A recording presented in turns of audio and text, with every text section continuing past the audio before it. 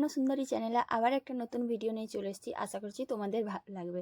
যে যেখান থেকে ভিডিওটা দেখছো, আশা করি তোমরা সবাই ভালো আছো আর আমিও খুব ভালো আছি। আর আজকের ভিডিওটা একটু আলাদা করছি। তো দেখতেই পাবে, আলাদা বলতে আজকে প্রচুর বৃষ্টি হচ্ছে। আর এই বৃষ্টিতে আমাদের এখানের কি অবস্থা, তো সেটাই তোমাদের সামনে শেয়ার করব। আর ভিডিও শুরু করার প্রথমেই জানাই বড়দের প্রণাম আর ছোটদের জন্য রইল অনেক ভালোবাসা। তো বন্ধুরা দেখো, সকাল থেকে না আজ প্রচুর বৃষ্টি হচ্ছে। মানে আজ না, এই গত দুদিন ধরে এত বৃষ্টি হচ্ছে বলা নেই। তো বৃষ্টিটা অনেকক্ষণ ধরেই হলো, তারপরে আমরা বাগানে গেছি। বাগানের অবস্থা দেখো, বাগানে আমাদের এত বৃষ্টি বাধ্য হয়েছে হয়ে যার এখানে জন্য লাগিয়ে গাঁদা দিতে ফুলগুলো হচ্ছে। কারণ গাঁদা ফুলগুলো লাগানোর জায়গা ছিল অন্যদিকে। কালকে এনেছিল, তো আজ লাগানোর কথা ছিল, কিন্তু আজ ঘুম থেকে উঠে যে জলের অবস্থা, এত বৃষ্টি হয়েছে সারা রাত। আর সকালে দেখো আমাদের এখানে বাগানটার কি অবস্থা হয়েছে। আর এই বাগানটা কিসের বলো তো, ওই যে কিছুদিন আগে ভিডিও দেখেছিলাম, দুটো সিঙ্গাপুরি কলার গাছ লাগানো হয়েছে, ওই সিঙ্গাপুরি গাছগুলো লাগানো হয়েছে। আরও অন্য দিনেও কিছু গাছ লাগানো হয়েছিল, আর তার সঙ্গে ছিল ওল গাছগুলো। আর ওল গাছগুলো এত সুন্দর বেড়েছিল না। আর যেহেতু এত জল জমে আছে, তো এত জল জমাই মনে হচ্ছে ওল গাছ আর এই কলা গাছ সবগুলোই নষ্ট হয়ে যাবে। রাত্রিতে এত বৃষ্টি হয়েছে, বুঝতে পারা যায়নি যে এত বৃষ্টি হলো। আগের দিন হয়েছিল বৃষ্টি, কিন্তু রাত্রিতে এত বৃষ্টি হয়েছে, আবার সকালবেলায় এত বৃষ্টি, যার জন্য এই কলা গাছ আর ওল গাছের গোড়াগুলো না জলে পুরো ডুবে গিয়েছে। আর সব গাছগুলোই নষ্ট হয়ে যাবে। এটা কীরকম একটা ব্যাপার হয়ে যাচ্ছে না, মানে চোখের সামনে গাছগুলো পচে যাবে। তাই একজন কাকুকে ডেকে আনা হয়েছিল, তো তাকে দিয়ে করে এই নালাটা করানো হলো, যাতে জল কিছুটা বেরিয়ে যায়। আর বন্ধুরা, এই নালার জলটা কোথায় যাচ্ছে বলো তো, বাগানের একেবারে শেষ প্রান্তে। ওই যে আমি লেবু তুলতে গিয়েছিলাম না, সেইখানে একটা ছোট্ট ডোবা রয়েছে, তো সেখানেই সব জলটা যায়। আর সেইখানে সব জল পড়ে বলে কোনো অসুবিধে হয় না, তাহলে কি অন্য গাছগুলো বেঁচে যায়। আর যেহেতু ওই দিকটাতে ফুলের গাছ ছিল, মানে যেখানে খুব জল জমেছে সেইখানেই ফুলের গাছ ছিল, আর সেখানেই এই গাঁদা ফুলগুলো লাগানোর কথা ছিল, মানে গাঁদা ফুলের গাছগুলো। আর সেই গাছগুলো তো এখন আর লাগানো যাবে না, কিন্তু গাছগুলো যাতে পচে না যায় বা নষ্ট না হয় তার জন্য এই সাইডটাতে লাগানো হচ্ছে। আর ওই কাকুকেই বলা হয়েছে লাগিয়ে দিতে। তো দেখো বন্ধুরা, কত জল, প্রায় 1 ঘন্টা ধরে জলটা যাচ্ছে নালার মধ্য দিয়ে, কিন্তু শেষ আর হচ্ছে না। মানে যতটা বাগান রয়েছে, আর কলা গাছ, এইদিকে সামনে লাউ যে গাছ, বাগানটা এদিকে রয়েছে ওল গাছ, এই সমস্ত কিছু গাছগুলো এই সামনেটাতে লাগানো হয়েছিল। তো সামনেটায় এত বৃষ্টির জল জমেছে বলা নেই, সেই জন্যই গাঁদা ফুলের গাছগুলো এই সাইডটাতে লাগানো হচ্ছে। তো বন্ধুরা, ভাবা যায় যে বর্ষাকালে একদিনের জলে এত সুন্দর সুন্দর গাছগুলো নষ্ট হয়ে যাবে, সেই জন্য এই জল নিকাশের ব্যবস্থা। আর জলটা যে টানা এতক্ষণ ধরে বেরোচ্ছে, কখন যে শেষ হবে তার ঠিক নেই। তো শেষ পর্যন্ত গাছগুলো বেঁচে থাকবে কিনা সেটাই দেখার বিষয়, কি যে হবে কে জানে। অনেক কষ্ট করে এই গাছগুলোকে লাগানো হয়েছিল, অনেক পর্যবেক্ষণ করা হয়েছিল, অনেক মানে সেবা শুশ্রূষা যেমন ছোটো বাচ্চাকে করা হয়, সেরকম গাছগুলোর সঙ্গেও করা হয়েছিল। তো গাছগুলো এত বড় হলো, এখন কি হয় কে জানে। আর এই নালার জলটা বেরোতে দেখে না আমার খুব মনটা ভালো লাগলো, তাই একটু জল নিয়ে চিটাচিটি করে খেলে নিলাম। তো আমার সামনে কেউ ছিল না, এমনি নিজেই হাতটা একটু নেড়ে দিয়েছি। আর বর্ষাকালে জলে একটু হাত দেবো না, এটা কী করে হয়। আর এত বৃষ্টি পড়ছিল, যার জন্য আমার বাড়ির কোনো কাজেই হয় না, শুধু ঝাঁটতেই দেওয়া হয়েছিল। আর এখন হয়ে গেছে এই বাসনগুলো উঠে বাসনগুলো রাখি, প্রচণ্ড শুকনো হয়ে গেছে, ওই জন্য জল দিয়ে আমি ভিজিয়ে নিয়েছি। আর এখন এই বাসনগুলো আমি সব মেজে নেব, কারণ এখন যদি বাসনগুলো আমি না মাজি, তারপরে আবার খাওয়া দাওয়ার পর অনেক বেশি হয়ে যাবে। যেহেতু বৃষ্টিটা থেমেছে, তাই আমি বাসনগুলো সব মেজে নেব।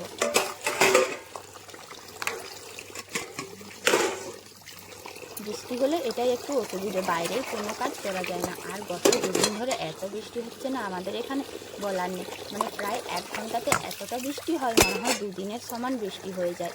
অন্য জায়গাতে এতটা বৃষ্টি হচ্ছে কিনা কে জানে, আমাদের এখানে প্রচুর বৃষ্টি হচ্ছে।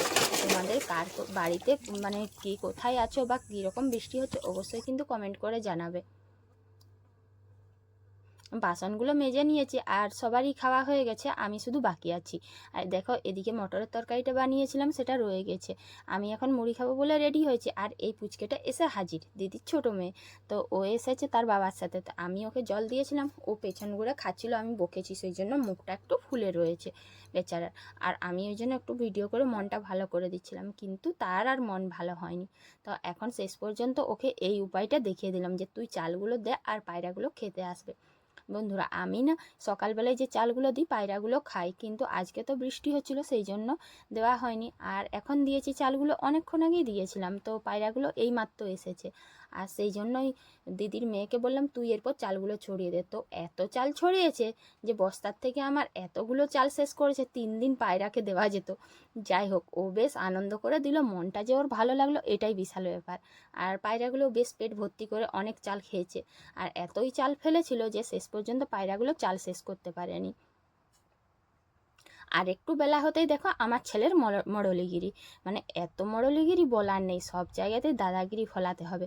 তার বাবাই সামনেটা পরিষ্কার করছিল, কারণ এত ঘাস হয়ে গেছে। আর যে গাঁদা ফুলের গাছগুলো লাগাচ্ছিল আর নালাটা করে দিয়েছিল, সে তো চলে গিয়েছে, আর কাজ করবে না, হয়তো অন্য কোথাও করবে, বা সে আজকে কাজ করবে না এরকমই মনে হয় বলেছিল। সেই জন্য ওর বাবা বললো যে না, আমি আজ সামনেটা পরিষ্কার করি। আর তার দেখা দেখি এই ছেলেও শুরু করে দিয়েছে, আমিও পরিষ্কার করব।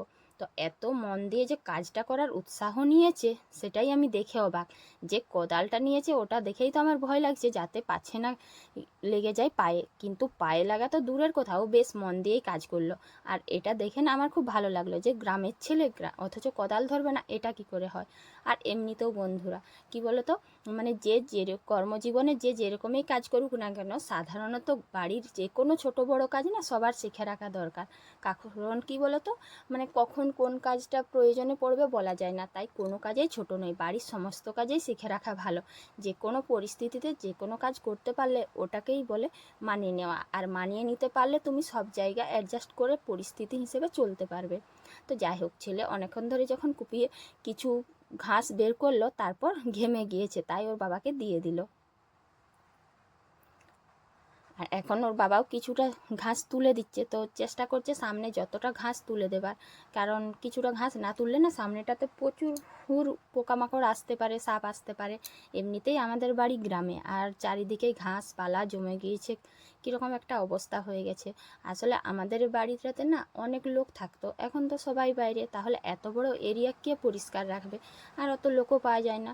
আর কিছুদিন আগে পরিষ্কার করা হয়েছিল, তো 10-12 দিনও যায়নি, এখন এত নোংরা হয়ে যায়, এত ঘাস বেড়ে যায়, তো কিভাবে এত জায়গা পরিষ্কার করা যাবে। তো ও নিজেই কিছুটা চেষ্টা করলো পরিষ্কার রাখার, অন্তত সামনেটা যদি হয়ে যায়। আর কালকে যদি কোনো লোককে পায় তাহলে আরও বাকিটা পরিষ্কার করাবে। তো ঘাসগুলো তুলতে না অনেকটাই সুবিধা হয়েছিল, কেন বলো তো, 2 দিন ধরে বৃষ্টি হচ্ছিল, আর সকালেও খুব বৃষ্টি হয়েছে। আর বৃষ্টির দিনে ঘাস পরিষ্কার করতে খুব ভালো লাগে, কারণ অনেক তাড়াতাড়ি হয়ে যায়, আর কোনো জোর লাগেনি। আর এত বড় বড় ডাঁটা গাছগুলো তোমরা দেখেছো নিশ্চয়ই, আমি মিনি ব্লগে দেখিয়েছিলাম যে এই ডাঁটাগুলো, তো এই ডাঁটাগুলো ও বললো যে তুলে দেবে, সেই জন্য আমি দেখলাম যে এত বড় ডাঁটা, একটু আমার সাথে মাপ করি। তো আমার সাথে মাপ করি বলতে ও বললো না না, তোমার থেকে অনেক বড় ডাঁটা। তাই আমি মেপে দেখলাম যে না, আমার থেকে ছোটই হবে, কিন্তু কি বলবো, আমার থেকে ডাঁটাটা অনেক বড়। তো দিয়ে এত বড় হলো, আর ছেলে বলে মা তুমি না ছোটোবেলায় বোধহয় কমপ্লেন খাওনি, সেই জন্যই ডাঁটাটা তোমার থেকে বড় হলো। তো আমি ছেলেকে বললাম ঠিক আছে, তোরা দুজনে লম্বা থাক আর আমি বেটে থাকি, যখন বেটে মানুষের দরকার হবে বা বেটে লোকের কোনো সময় দরকার হবে তখন কিন্তু আমি কাজে লাগবো, আর তোরা বেকার হয়ে যাবি। তো এই নিয়ে ছেলে আর আমি একটু তর্কাতর্কি করলাম, কিন্তু ও দেখো তোমাদের দাদা ঠিক কাজে লেগে পড়েছে। ও তো এত তাড়াতাড়ি এত ঘাস তুলে দিয়েছে বলার নেই, আর ঘাসগুলোর সঙ্গে সঙ্গে একটু মাটি উঠে যাচ্ছিল। আর ঘাসগুলো সুবিধা ছিল কারণ জল হয়েছে, সেই জন্য বেশ তাড়াতাড়ি করে উঠে যাচ্ছিলো, আর একটু একটু মাটি উঠছিল। তাড়াতাড়ি করে অনেকটাই ঘাস তুলে নিয়েছে, সামনেটা প্রায় পরিষ্কার। আর পেঁপে গাছটা যেহেতু রাস্তায় আছে, কিন্তু পেঁপে গাছে পেঁপে ধরেছে, সেই জন্য আর পেঁপে গাছটা কাটলো না। আর ও যতটা পারলো ঘাস মাটি সব তুলে নিল, দু সাইড থেকে একটু একটু পরিষ্কার করে নিয়েছে। আপাতত এটা দিয়েই চলবে, কাল আবার কিছুটা পরিষ্কার করা হবে। তো গ্রামের ছেলে অথচ কোদাল চালাবে না, এটা কি করে হয়। তো আমার বর যেমন জানে তেমন আমার ছেলেরও শিক্ষা নেওয়ার ইচ্ছা আছে, সেই জন্য সব কাজই সবার শিখে রাখা দরকার, কোনো কাজেই ছোট না, এটা আমি মনে করি। তো তোমাদের কি মনে হয়, এইসব কাজ তো সবারই শিখে রাখা দরকার, কখন কি কাজে লাগে, এইসব কেন, যে কোনো বাড়ির কাজে যে কোনো ছোট বড় সব কাজেই শিখে রাখতে হয়। তো দেখো বন্ধুরা, আমি আর ছেলে কিছুক্ষণ ধরে বেশ মজা করছিলাম, এটা সেটা কথা বলছি, গল্প করছি, সেই ছলে এ কী করলো, সব জায়গাটাই পরিষ্কার করে দিল, মানে পুরোটাই প্রায় পরিষ্কার হয়ে গেল। বাড়ির সামনেটাতে একটুও কিছু ঘাস টাস কিচ্ছু নেই। আর এরপর বলল যে এতটা যখন করলাম আর একটু কালকে করে দেব। আর এখনও বড় বড় গাছগুলো পরিষ্কার করে দিচ্ছিল।